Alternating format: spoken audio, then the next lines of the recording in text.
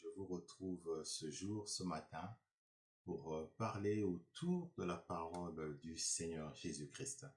Vous savez, c'est toujours une grâce, c'est une bénédiction de l'Éternel, les moments que nous passions ensemble dans la méditation, dans le partage fraternel autour de l'Évangile, autour de la parole du Seigneur Jésus-Christ, qui fait même l'essence même de notre existence, l'essence même de notre vie. Alors, nous bénissons le Seigneur, nous bénissons ce moment, nous invitons le Saint-Esprit de venir nous conduire, de venir être au milieu de nous, de venir nous orienter, de nous ouvrir les oreilles, de nous enlever les écailles de nos yeux pour que nous puissions comprendre, méditer et analyser en profondeur la parole du Seigneur Jésus-Christ, la parole de notre Maître, la parole qui vient nous protéger, la parole qui nous donne la vie, la parole qui nous guérit, la parole qui nous fait du bien. Sans cette parole, nous ne sommes rien sur la terre. Ô Seigneur, que ta parole soit bénie. Ô Seigneur, que ton nom soit élevé. Ô Seigneur, que ton nom soit adoré, Seigneur. Nous adorons ton nom, nous bénissons ton nom, nous célébrons ton nom. Nous célébrons la grandeur et la puissance de ton nom. Ô Seigneur, bénis ton peuple au travers du message que tu vas nous faire passer ce matin. Bénis ton peuple, Seigneur. Bénis toute personne qui va suivre cette parole, parce que cette parole, elle vient de toi. Tu as créé le monde, Seigneur, par ta parole, et tu nous as donné ta parole, tu nous as laissé ta parole. Merci encore, Père des armées, pour ce moment que nous allons passer en ta présence. Dans le nom puissant du Seigneur, nous disons Amen, Amen. Frères et sœurs, c'est une joie pour moi d'être encore avec vous ce matin. Nous allons parler d'un sujet que je tire dans le livre de 1 Thessaloniciens au premier chapitre. Donc, je vais donc vous inviter là où vous êtes. Nous allons donc faire notre première lecture dans les épîtres de Paul. Ce sont donc les lettres que le serviteur de Dieu, l'apôtre Paul, a adressées aux Thessaloniciens chapitre 1. Donc, je vais lire la parole.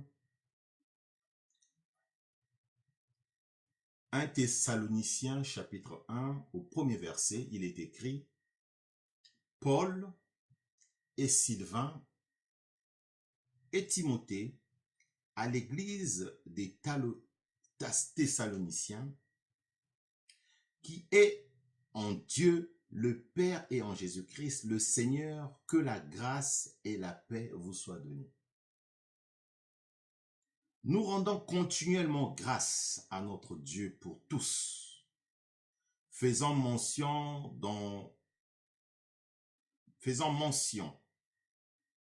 Nous rendons continuellement grâce à Dieu pour vous tous, faisant mention de vous dans nos prières.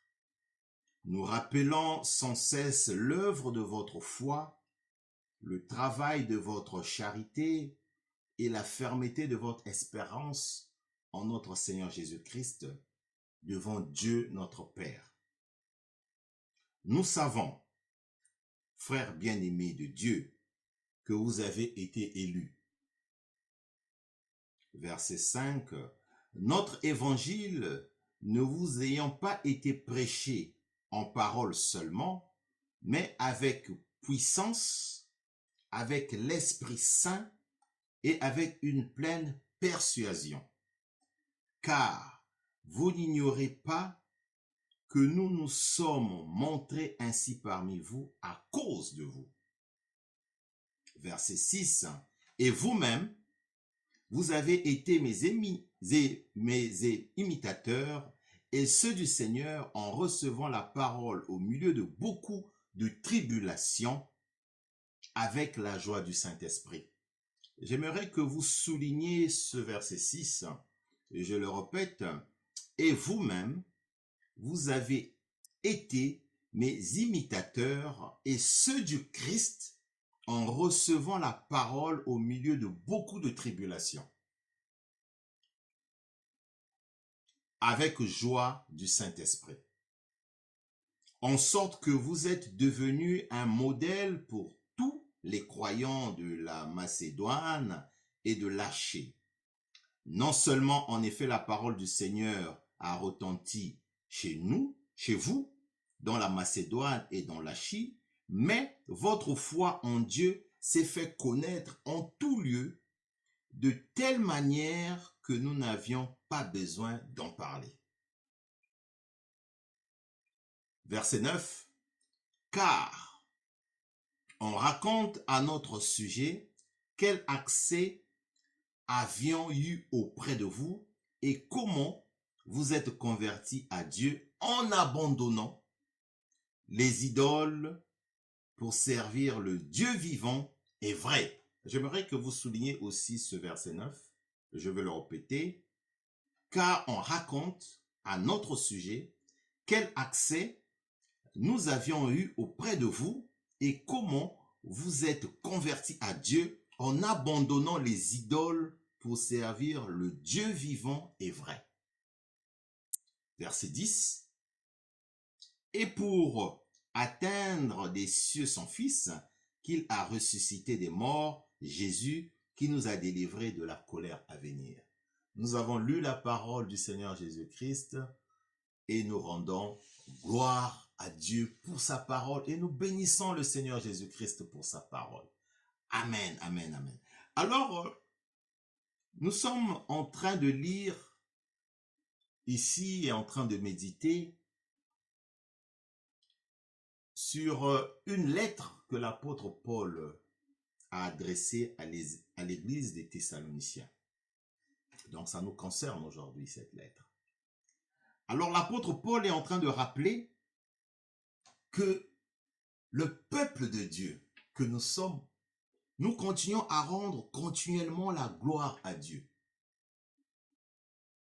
Et malgré l'œuvre de notre foi,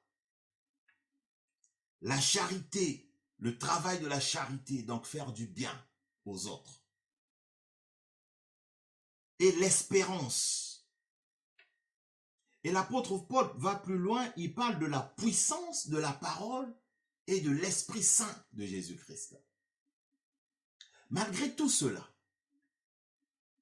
et ce qui a attiré mon attention, c'est que l'apôtre Paul, au verset 6, nous dit « Et vous-même, vous avez été mes imitateurs et ceux du Seigneur en recevant la parole au milieu de beaucoup de tribulations. » Donc, malgré que nous sommes en train de passer des moments de prière, toi, mon frère, ma sœur, moi-même également, malgré les moments de prière que nous passons, nous prions de manière continuelle, nous faisons la charité, nous faisons des œuvres, malgré l'espérance que nous avons de la foi, malgré la puissance de la parole, malgré ça, l'apôtre Paul est quand même en train de nous rappeler que malgré ça, nous vivons des tribulations.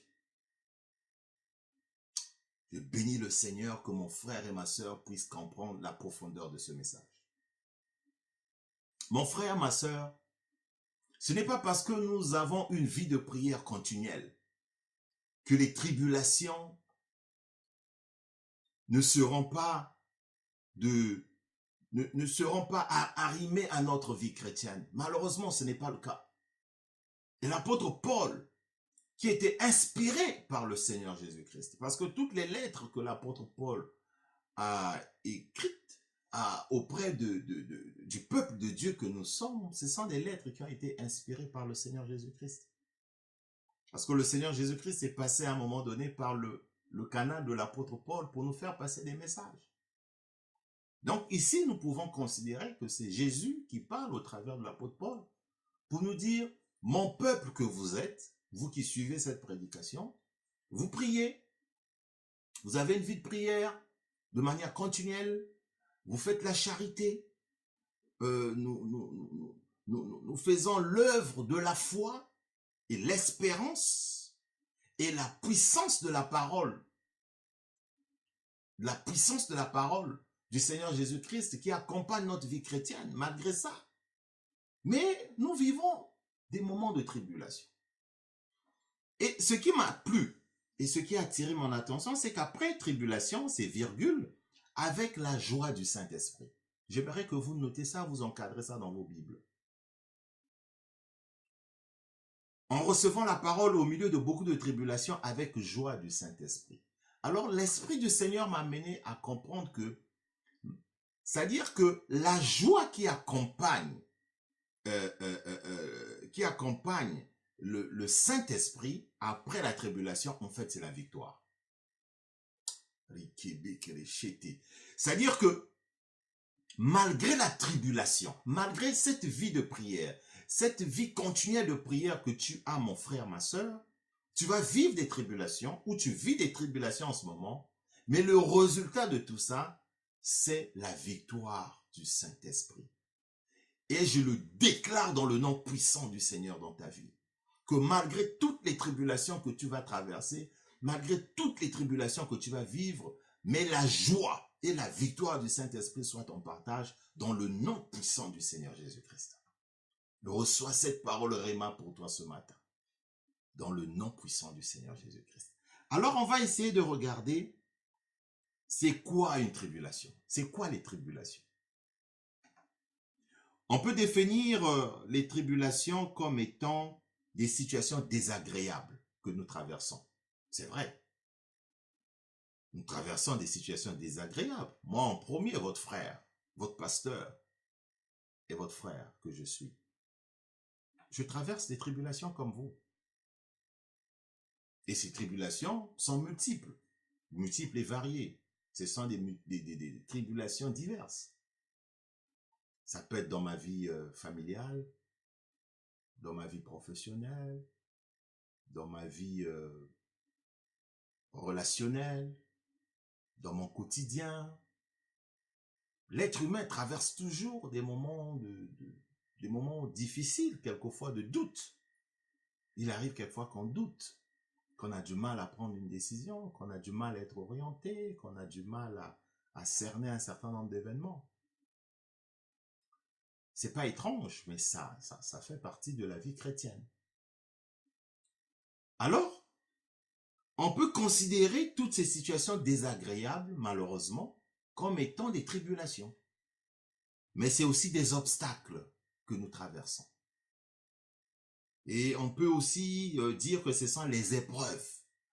Parce que l'homme, le chrétien que nous sommes, quelquefois, nous traversons des épreuves. Les épreuves que nous traversons, des problèmes. Certains appellent même ça vulgairement, entre guillemets, des blocages. Et des montagnes, des difficultés. Alléluia, alléluia. Et malgré ça, c'est la joie du Saint-Esprit. Donc la victoire dans notre foi en Jésus-Christ qui nous attend après ces tribulations. Et ça, c'est une phrase à la fois qui nous interpelle, qui nous met en garde. C'est une phrase qui nous éduque, mais c'est aussi une phrase qui est saturée de puissance quand on lit le verset 6. Et vous-même, vous avez été mes imitateurs et ceux du Christ. Donc l'apôtre Paul est en train de dire que nous avons été ses imitateurs, mais aussi les imitateurs du Christ, en recevant la parole au milieu de beaucoup de tribulations. Donc malgré les tribulations, nous allons à l'église. Malgré les tribulations, nous sommes accrochés à la parole de Dieu. Malgré les tribulations, nous avons une vie de prière, une vie de sanctification, une vie continuelle de confession. Malgré ça, nous avons des tribulations. Et c'est vrai. Nous avons cette vie où nous prions tous les jours, où nous méditons la parole de Dieu, où nous sommes dans le jeûne, où nous sommes dans la sanctification. Ça ne veut pas dire qu'on ne va pas vivre des tribulations. Et là, l'apôtre Paul est en train de nous rappeler, malgré la vie que tu as, ma sœur, malgré la vie que tu as, mon frère, tu es en train de te poser des questions, mais Seigneur, comment cette vie que j'ai décidé d'avoir une vie de sanctification. J'ai décidé d'avoir une vie pieuse. Mais malgré ça, je suis en train de vivre des épreuves, des difficultés, des tribulations, des moments d'angoisse, des moments pénibles.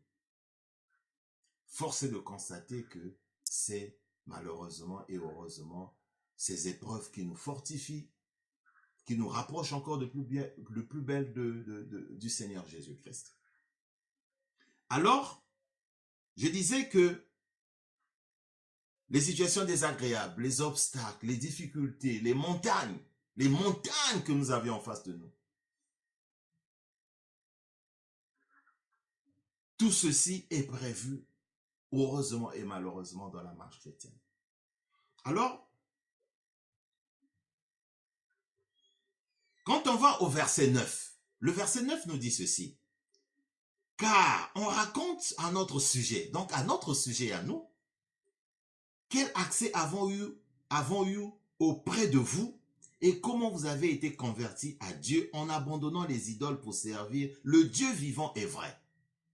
Donc l'apôtre Paul est en train de nous rappeler quelles sont les difficultés que lui et ses serviteurs, c'est ceux qui l'ont accompagné, Timothée, Sylvain et bien d'autres. Sylvain et Timothée, c'était des serviteurs qui travaillaient avec l'apôtre Paul, mais l'apôtre Paul lui-même, il travaillait avec le Seigneur Jésus-Christ, tous les disciples qui étaient autour de lui, ont eu des difficultés pour nous faire passer le message. Parce que quand l'apôtre Paul faisait des voyages, il allait d'une ville à une autre. Tout à l'heure, nous avons vu qu'il est passé par la Macédoine, il est arrivé jusqu'à l'Archie, mais ce n'était pas des voyages faciles. C'était pas des voyages, c'était pas une promenade de santé pour lui. C'était difficile pour lui. Il faisait face à des épreuves. Comme nous aujourd'hui, nous sommes en train de propager la parole de Dieu. Nous, pasteurs que nous sommes insultés, nous sommes calomniés, nous sommes dénigrés, on raconte tout et n'importe quoi sur nous, quelquefois des choses qui ne sont même pas vraies, qui ne sont même pas fondées, on salue notre dignité, on salue notre réputation, on nous injurie en longueur de journée. Mais nous faisons l'œuvre de Dieu et nous sommes prêts à ça, prêts à tout accepter, accepter les critiques, les injures en longueur de journée. Mais nous le faisons pour le Seigneur Jésus-Christ. C'est l'œuvre de Dieu. Alors, ici, l'apôtre Paul est en train de dire au verset 9, car on raconte à notre sujet quel accès avons eu auprès de vous et comment vous vous êtes convertis. Donc, ce n'était pas facile pour faire passer le message de Dieu, comme aujourd'hui, ce n'est pas facile pour faire passer le message de Dieu, pour accepter que les gens abandonnent leurs idoles. Nombreux ont abandonné des fétiches pour commencer à suivre la voie de Dieu. Nombreux ont abandonné la vie de péché aujourd'hui, ils ont embrassé la sanctification. Ils sont devenus des hommes, des femmes pieuses et pieux pour suivre la voie de Dieu. Voilà pourquoi la parole est en train de parler des idoles. Ils ont abandonné, nombreux ont abandonné les mauvaises choses pour servir le Seigneur Jésus-Christ. Car il est le Dieu vivant, il est le Dieu véritable, il est le Dieu vrai. Ô Seigneur, donne cette force à mon frère. Donne cette force, Seigneur.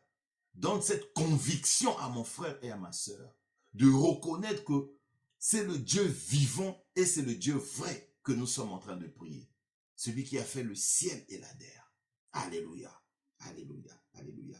Alors, on va lire un passage dans le livre de Marc. Je vais vous inviter que nous allons dans le livre de Marc. On va lire un passage qui va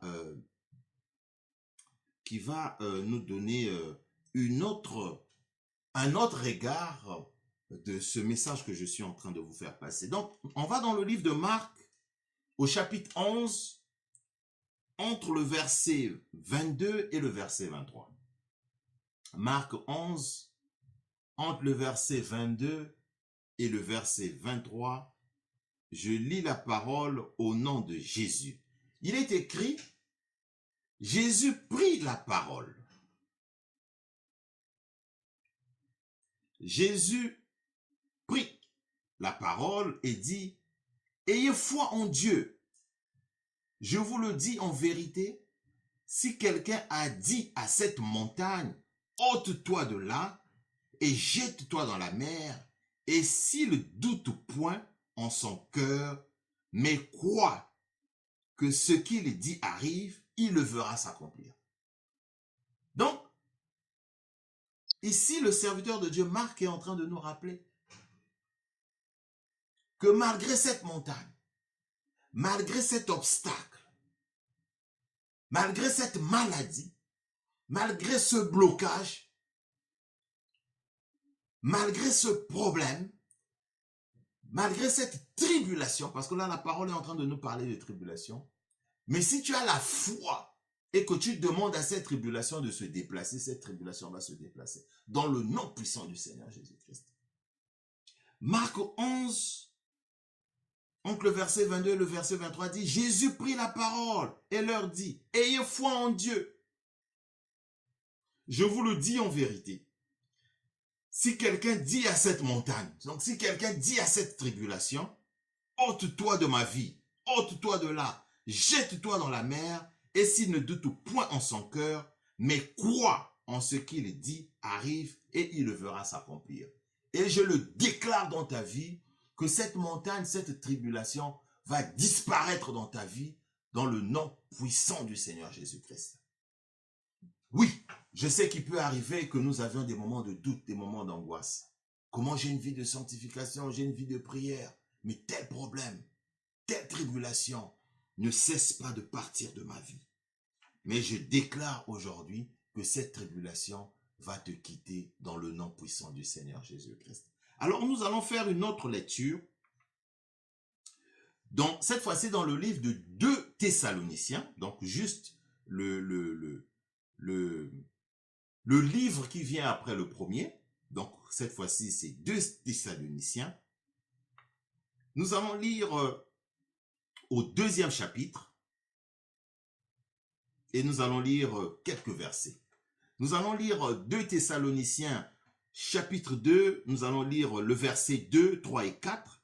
La parole de Dieu nous dit, verset 1, « Pour ce qui concerne l'avènement de notre Seigneur Jésus-Christ et notre réunion avec lui, nous vous prions, frères. » Donc là, c'est l'apôtre Paul qui nous dit, « de ne pas vous laisser facilement ébranler dans votre bon sens. » Donc, que nous ne soyons pas ébranlés. Que ces tribulations que tu es en train de vivre, que ces obstacles que tu es en train de vivre, que ne t'ébranle pas, que tu gardes ton bon sens, de ne pas vous laisser troubler, soit par quelques inspirations, soit par quelques paroles, ou par quelques lettres qu'on dirait venir de nous, comme si le jour du Seigneur était déjà là. Il va plus loin, il dit que personne ne vous séduise d'aucune manière, car il ne faut pas que l'apostasie soit arrivée auparavant, et qu'on ait vu paraître l'homme du péché, le fils de la perdition. Verset 4, l'adversaire qui se lève. Oh Seigneur, que cet adversaire qui se lève, que cet adversaire qui est en train de se lever dans ta vie, que cet adversaire, ce problème, cet obstacle, ces problèmes, ces tribulations qui est en train de se lever dans ta vie, au-dessus de tout ce qu'on appelle Dieu, ou de tout ce qu'on adore, jusqu'à s'asseoir dans le temple de Dieu, se proclamant de lui-même Dieu. C'est-à-dire que ces problèmes, quelquefois, viennent rentrer dans nos vies. C'est comme si ce problème a été transformé en Dieu. Tandis que ce n'est pas le cas. Parce que nous avons la vie de Dieu en nous. On va relire le verset 4 qui dit, l'adversaire qui s'élève au-dessus de tout ce qu'on appelle Dieu.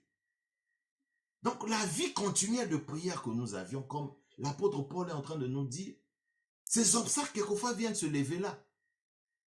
Et si on n'a pas le bon sens, on peut se dire que c'est normal. Non, c'est pas normal. Car nous avons le bon sens de Dieu avec nous. Pour nous rappeler que ces tribulations ont une courte vie dans notre marche chrétienne. L'adversaire qui se lève au-dessus de ce qu'on appelle Dieu ou de ce qu'on adore. Nous, ce que nous adorons, c'est le Seigneur Jésus-Christ. Jusqu'à s'asseoir dans le temple de Dieu. Dans le temple de Dieu, c'est l'Église. Dans le temple de Dieu, c'est dans nos vies. Parce que nos vies, c'est le temple du Seigneur Jésus-Christ. Dans ces tribulations-là, quelquefois, l'adversaire, ces tribulations, ces difficultés, ces montagnes, quelquefois viennent prendre la vie dans nos temples, c'est-à-dire que dans nos vies à nous. Mais la parole de Dieu nous dit, se proclamant même de Dieu. Verset 5. Ne vous souvenez-vous pas que je vous disais ces choses lorsque j'étais encore chez vous? Et maintenant, vous savez ce qui le retient, afin qu'il ne paraisse qu'en son temps. Car le mystère de l'iniquité agit déjà. Il faut seulement que celui qui retient encore ait disparu. Oh, gloire au Seigneur pour cette parole. Alors ici, l'apôtre Paul est en train de nous rappeler, au travers de cette parole, que malgré toutes ces situations, malgré tous ces problèmes, nous avons tendance quelquefois à oublier que Dieu est au centre de notre vie.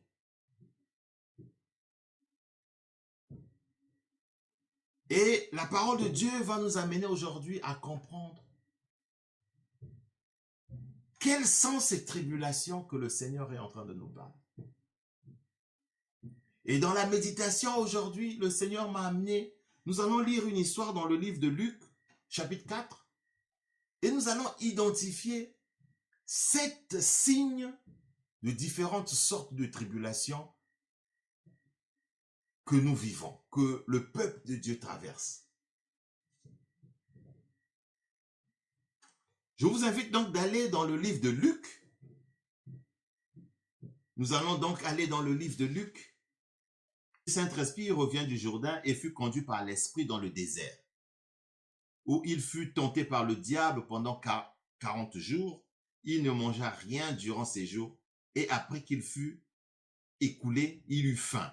Le diable lui dit, vous comprenez, hein? C'est le diable qui dit à Jésus, « Si tu es le Fils de Dieu, ordonne à ces pierres qu'elles deviennent du pain. » Jésus lui répondit, « Il est écrit, l'homme ne vivra pas du pain seulement. » Le diable l'ayant élevé, lui montra en un instant tous les royaumes de la terre et lui dit, « Je te donnerai toute cette puissance et la gloire de ces royaumes, car elle m'a été donnée et je la donne à qui je veux. Si donc tu te prosternes devant moi, elle sera toute à toi. » Vous voyez, ici, le diable a eu la conversation avec Dieu. Jésus a eu une conversation avec le diable. Je ne veux même pas continuer de lire cette histoire, mais vous pouvez lire cette histoire sur tout ce chapitre, où il y a eu une conversation entre Dieu et le diable. Donc c'est pour vous dire que le diable existe.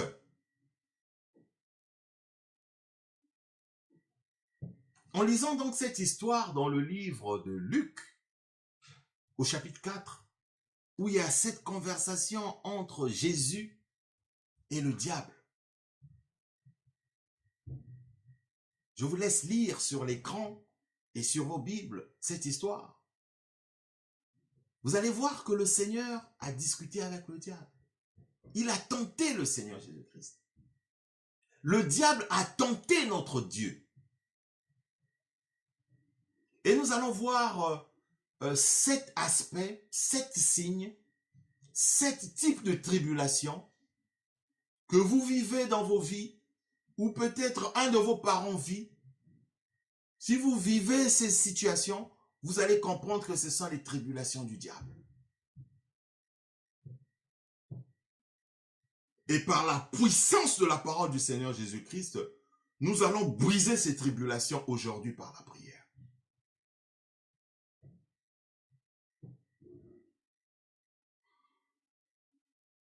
Premier signe de ces tribulations,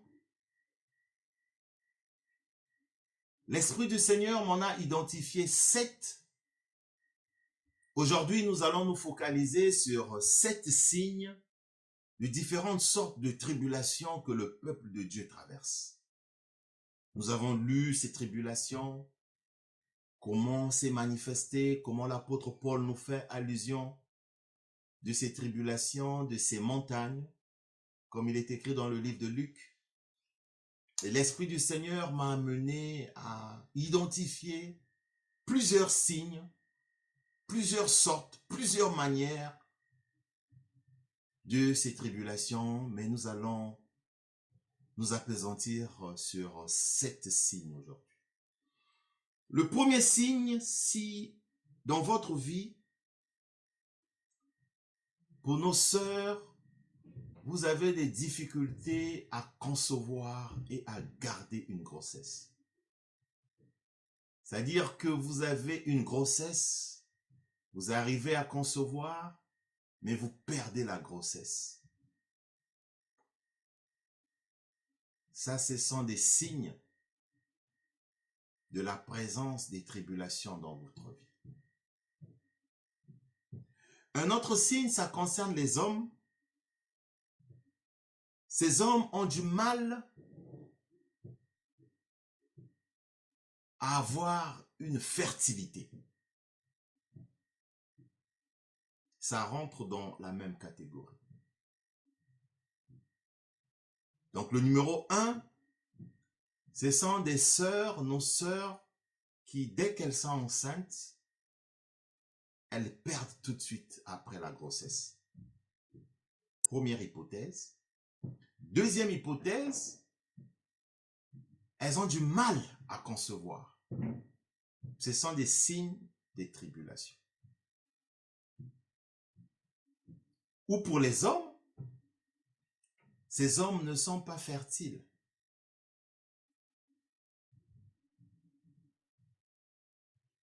Deuxième type de tribulation, vous faites des songes et dans ces songes, vous êtes en intimité avec une personne. Quelquefois, c'est quelqu'un que vous connaissez, que vous reconnaissez dans le songe. Quelquefois, c'est quelqu'un que vous ne reconnaissez pas. Ça peut être un homme comme ça peut être une femme. Vous faites un songe que vous êtes en intimité. Par pudeur, vous comprenez ce que je veux dire. Et quelquefois, à votre réveil, vous voyez des signes pratiques. Ce que les juristes appellent des preuves matérielles, tangibles. Vous êtes des adultes, vous comprenez de quoi je fais allusion. Et toujours dans cette catégorie, vous avez quelquefois des hommes qui perdent leur virilité. Si vous êtes un homme, vous vivez ce genre de situation, ça peut être un des signes d'une tribulation que vous êtes en train de traverser. J'aimerais ouvrir une parenthèse ici pour dire que il faut que vous soyez convaincus par l'Esprit du Seigneur que c'est une tribulation. Parce que ça peut être une maladie tout à fait normale.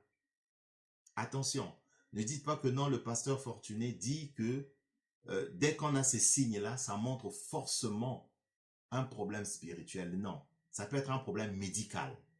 Vous pouvez être simplement malade. Ça n'a rien à voir avec une tribulation liée à un esprit impur. Mais je prie que l'Esprit du Seigneur vous révèle, est-ce que c'est une maladie tout à fait normale? Est-ce que c'est un esprit impur qui est caché derrière cette situation que vous êtes en train de vivre, cette montagne que vous êtes en train de traverser, cette tribulation que vous êtes en train de vivre? Et toujours dans cette catégorie, dans cette deuxième catégorie, vous avez quelquefois des femmes qui sont frigides. Ça peut être une frigidité normale, comme elle peut être démoniaque, satanique, liée à un esprit impur. Mais je prie que l'Esprit du Seigneur vous révèle.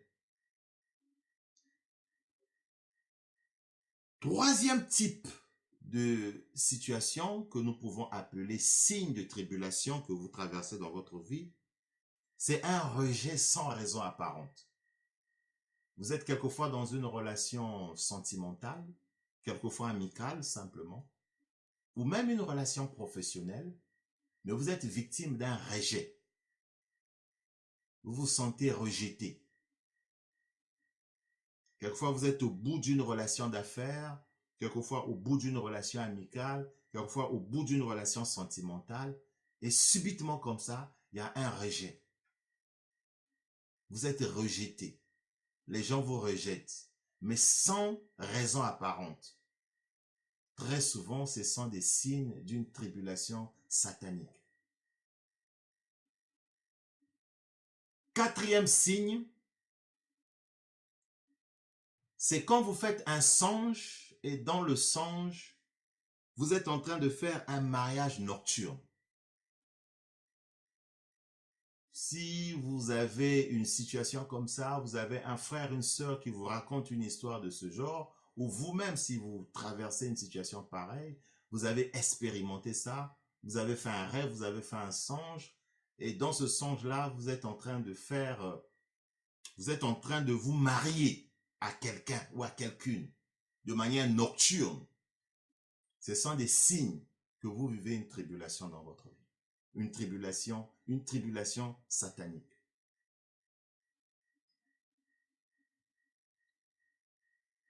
Cinquième signe d'une tribulation démoniaque, satanique, liée à un esprit impur, c'est si vous faites un songe, vous êtes en train de manger quelque chose dans le songe, ou vous êtes en train de boire un liquide, de boire une boisson, ou de manger un repas. C'est un signe d'une tribulation dans votre vie, une tribulation démoniaque, satanique, liée à un esprit impur.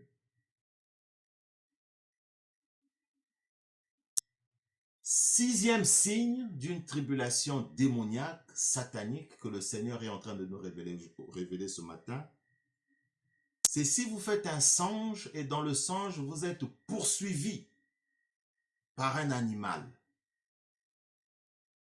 Vous dormez, vous faites un songe et dans le songe, vous êtes poursuivi par un animal. Quelquefois, vous êtes mordu par un animal. Sachez que c'est un signe que le Seigneur vous montre que vous êtes victime d'une tribulation démoniaque. Et dans la même catégorie, quelquefois, vous êtes suivi par un groupe de personnes ou par une personne. Ça peut être un animal qui vous suit. Quelquefois, l'animal vous mord. Vous êtes mordu par l'animal. Ou quelquefois, vous êtes poursuivi par une personne. Ou quelquefois par un groupe de personnes. Quelquefois, dans le songe, vous faites un songe, mais vous êtes agressé par une personne ou par un groupe de personnes ou par un animal. Et enfin, septième type de tribulation, c'est comme je vous le disais tantôt, vous êtes en train de vous battre. Vous êtes victime d'une agression, mais cette fois-ci, ce n'est pas un animal, mais c'est une personne ou un groupe de personnes. Et quelquefois, quand vous vous réveillez en sursaut, vous êtes quelquefois en train de... Vous réalisez, c'est comme si, mais vraiment, vous avez été suivi, vous avez été agressé. Donc, je récapitule. 1. C'est quand vous avez du mal à concevoir. Ça peut être un homme ou une femme. Ou quelquefois, vous perdez la grossesse, ou quelquefois, vous n'avez pas la fertilité. 2, c'est quand vous êtes en intimité dans le songe avec une personne. Et quand vous vous réveillez le matin, quelquefois, vous voyez des éléments physiques, des preuves. C'est comme si vous avez eu, entre guillemets, une relation de façon naturelle. Mais ça s'est passé dans le songe. Ce sont des signes des tribulations. Quelquefois, quand les hommes perdent leur virilité ou quelquefois quand certaines femmes deviennent frigides. Ce sont quelquefois des signes des tribulations sataniques. Au numéro 3, nous avons dit, c'est quand vous êtes victime d'un rejet sans raison apparente. Vous êtes rejeté comme ça, sans raison apparente. Et au numéro 4, nous avons dit, c'est quand vous faites des mariages de nuit, c'est-à-dire dans le songe, vous êtes en train de rêver que vous avez contracté un mariage nocturne. Et au numéro 5, nous avons dit, c'est quand vous êtes en train de, dans le songe, vous êtes en train de manger un repas ou de boire un liquide, de boire une boisson avec quelqu'un que vous connaissez ou vous ne connaissez pas, ou avec un groupe de personnes que vous ne connaissez pas. Ce sont des signes de la présence des tribulations sataniques. Au numéro 6, nous avons dit, c'est quand vous êtes poursuivi par un animal, quelquefois vous êtes mordu par un animal, ou quelquefois vous êtes suivi par une personne ou par un groupe de personnes. Et au numéro 7, cette fois-ci, vous êtes carrément dans un conflit physique. Comme on dit, vous vous êtes battu, il y a une certaine bagarre, une agression avec une personne ou un groupe de personnes. Quand vous avez ces 7 signes de tribulation dans votre vie, sachez que c'est probablement lié à un esprit carrément satanique, un esprit carrément impur. Alors, c'est simple. Le Seigneur Jésus-Christ nous dit dans le livre de Luc, nous allons lire dans le livre de Luc, Luc chapitre 8, nous allons lire au verset 29, la parole de Dieu nous dit ceci, Luc 8, 29. Car Jésus commandait à l'esprit impur de sortir de cet homme, dont il s'était emparé depuis longtemps. On le gardait lié des chaînes et des fers aux pieds, mais il rompait les liens et ils étaient entraînés par le démon dans le désert. C'est une réalité. Tout à l'heure, nous avons lu que le diable avait tenté Jésus. Si le diable a tenté Jésus, et ici nous lisons dans cette histoire qu'il y a eu un homme qui avait un esprit impur, dont le diable avait lié ses jambes. Donc, ce sont des histoires réelles que nous vivons au peuple de Dieu. Ne nous leurrons pas, c'est la réalité. Donc, la parole de Dieu vient nous ouvrir les yeux. Ma soeur, mon frère, si vous vivez une histoire pareille, le Seigneur est aujourd'hui en train de te révéler au travers de cette prédication que tu es en train de vivre une histoire, une tribulation satanique, et nous allons déclarer par la puissance de la parole de Jésus-Christ que cet esprit quitte ta vie maintenant dans le nom puissant du Seigneur Jésus-Christ. Dans le livre de Luc 10 au verset 19, il est écrit, voici, je vous ai donné le pouvoir de marcher sur les serpents, les scorpions et sur toute la puissance de l'ennemi. Le Seigneur t'a donné, mon frère, ma soeur, la puissance de marcher sur toute la puissance de l'ennemi. Voilà pourquoi, malgré ces tribulations, tu vas déclarer aujourd'hui après moi, tu vas répéter après moi cette déclaration de prière. Toi seul, tu connais la situation que tu es en train de traverser. Tu vas prononcer cette situation et tu vas déclarer cette puissance, cette parole puissante pour venir briser cet esprit impur, cette tribulation satanique, démoniaque qui traverse ta vie maintenant dans le nom puissant du Seigneur Jésus-Christ.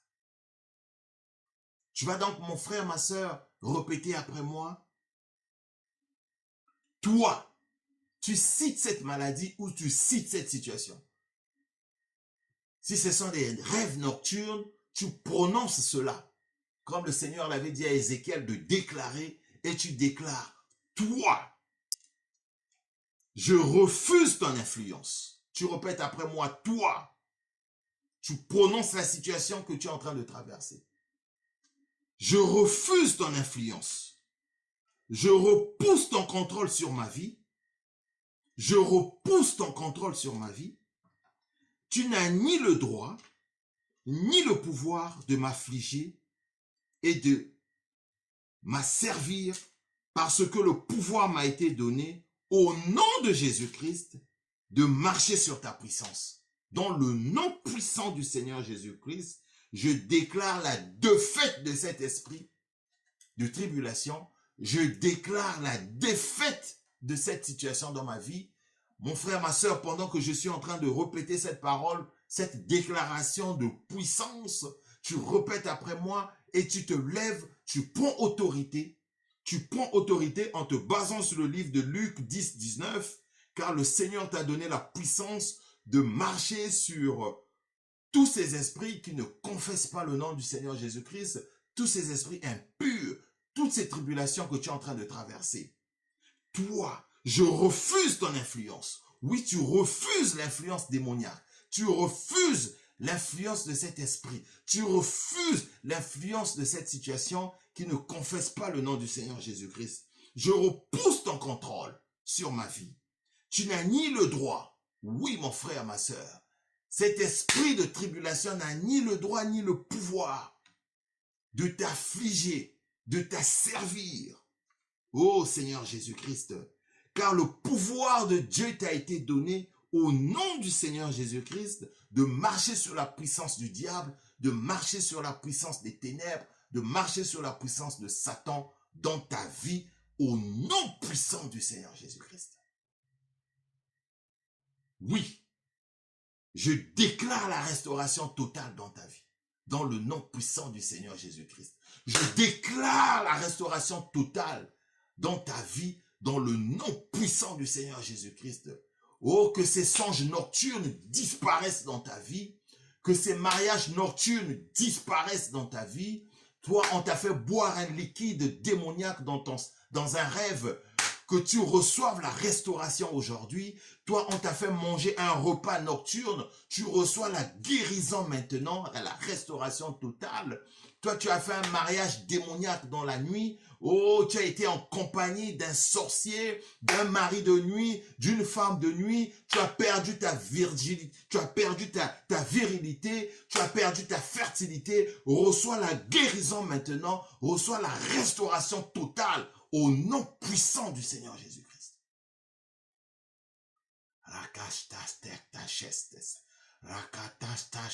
Reçois la restauration totale aujourd'hui. Reçois la restauration totale. Toi qui as suivi cette prédication, toi qui as suivi cette prière, si tu vis ces tribulations, si tu vis ces 7 signes dans ta vie, reçois la guérison totale aujourd'hui. Reçois la restauration complète aujourd'hui dans le nom puissant du Seigneur Jésus-Christ. Oh, reçois la guérison totale. Que le Seigneur te restaure. Que le Seigneur te restaure de manière totale dans ta vie. Dans le nom puissant du Seigneur Jésus-Christ.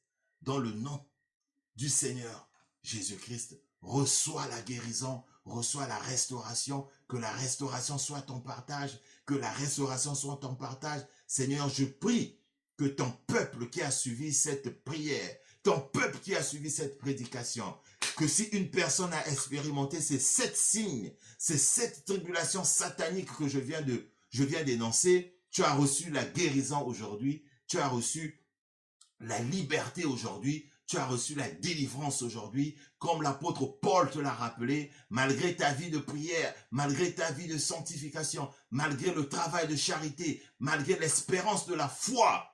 Oh Seigneur Jésus-Christ, tu reçois la joie du Saint-Esprit. Voilà pourquoi j'étais en train de parler, de souligner le verset où il est écrit la joie du Saint-Esprit, la joie du Saint-Esprit. Parce que malgré ces tribulations, le Seigneur vient te donner aujourd'hui la joie du Saint-Esprit. La joie du Saint-Esprit vient te donner la restauration complète dans le nom puissant du Seigneur Jésus-Christ. Rakatatash test. Rakatatash test. Merci Seigneur. Merci Seigneur de bénir ton peuple. Merci Seigneur de délivrer ton peuple. Merci Seigneur de délivrer ton peuple. Merci Seigneur de délivrer ton peuple. Oui Seigneur, je déclare la restauration complète de ton peuple. Dans le nom puissant du Seigneur Jésus-Christ. Dans le nom puissant du Seigneur Jésus-Christ. Que le Seigneur vous bénisse et nous allons nous retrouver dans la suite de cet enseignement. Que le Seigneur vous bénisse. Restez dans la paix et dans la joie du Seigneur. Que le Seigneur vous bénisse. Shalom, shalom.